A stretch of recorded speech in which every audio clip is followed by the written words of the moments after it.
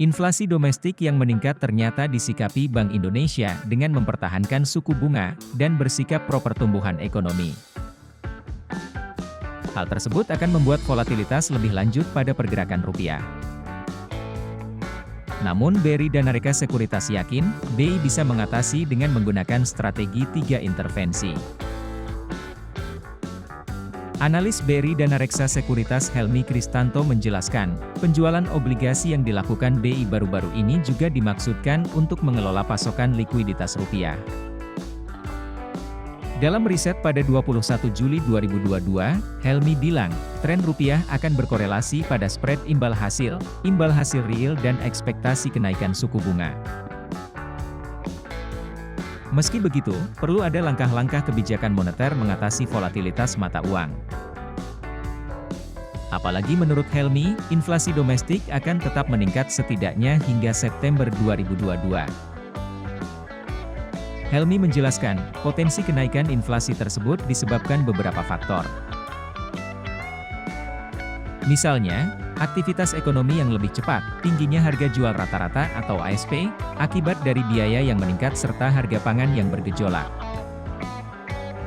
Inflasi inti juga akan menunjukkan tren yang sama, meskipun menunjukkan pola yang lebih jinak dengan skenario Bank Indonesia akan mempertahankan suku bunga, jelas Helmi.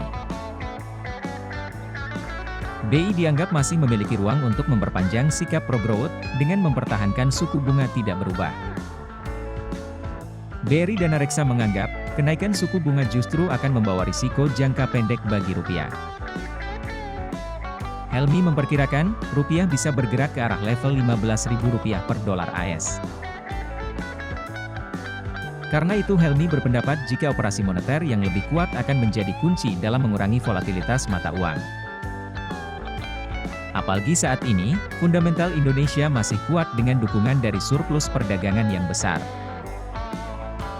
Pada Juni 2022, mencatat surplus sebesar 5,1 miliar US dollar, akibat dari dimulainya kembali ekspor CPO yang mendukung kenaikan dana cadangan devisa.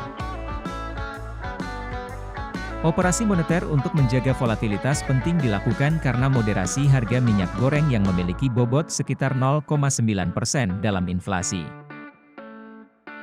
Operasi moneter juga didukung dari lonjakan foreign direct investment di kuartal 2 sebesar 10,9 miliar US dollar.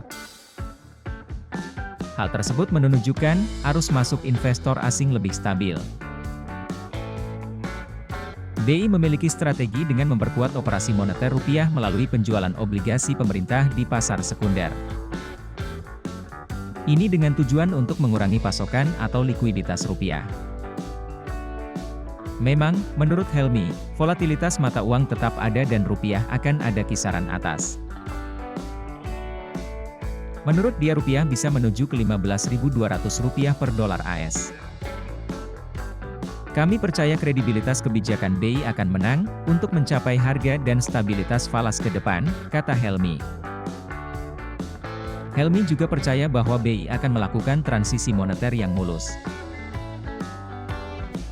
Kami memperkirakan kenaikan suku bunga acuan BI akan terjadi pada semester kedua, 2022 dengan potensi kenaikan bunga 50-75 BPS, ujar Helmi. Keputusan BI yang pada Kamis 21 Juli tidak menaikkan suku bunga seakan ingin memperlihatkan bahwa Indonesia masih menawarkan imbal hasil real yang bagus. Tak hanya itu, Indonesia juga berpotensi memiliki mata uang dengan struktural yang lebih kuat.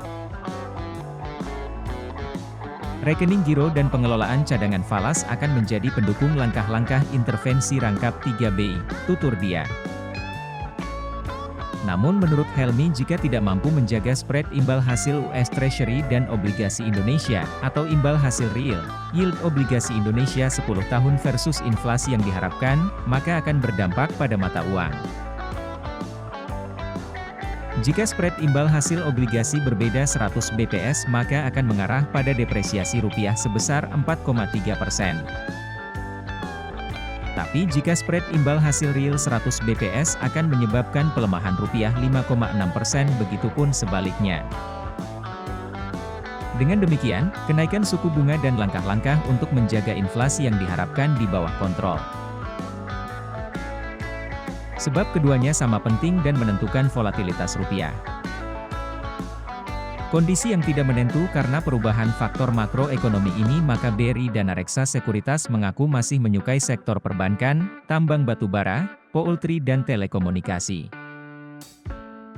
Perbankan menjadi sektor yang disukai, karena permintaan pinjaman akan meningkat terlebih biaya dana saat ini rendah, jelas Helmi. Sektor kedua yang disukai oleh BRI Danareksa Sekuritas adalah saham sektor tambang batubara. Helmi beralasan, margin emiten batubara akan meningkat karena harga batubara yang tinggi. Terlebih pada kuartal 2 tahun 2022, volume penjualan batubara jauh lebih baik. Sektor ketiga yang disukai adalah sektor unggas, poultry. Harga broiler pasca Lebaran, Mei, jauh lebih tinggi dari yang diharapkan. Hal ini bisa mengimbangi kenaikan biaya bahan baku. 4 adalah sektor telekomunikasi. Segmen seluler yang lebih kuat di kuartal 2, ditopang dari hasil rata-rata pendapatan per pelanggan atau ARPU. Sementara saham yang kinerjanya lebih buruk dari yang diharapkan diantaranya adalah konstruksi, properti dan kawasan industri. Kedepan, BRI Danareksa mengaku lebih memilih saham yang memiliki eksposure kuat di domestik seperti saham perbankan, kebutuhan pokok konsumen, perusahaan telekomunikasi. Sektor ketahanan pangan dan energi seperti komoditas dan unggas juga masih menarik. Sementara itu, saham yang menjadi rekomendasi BRI Danareksa diantaranya PT Bank Mandiri, PT Mayora Indah Tbk, PT XL Axiata Tbk, PT Jasa Marga, Persero, Tbk, PT Bukit Asam Tbk dan PT Japfa Comfort Indonesia Tbk.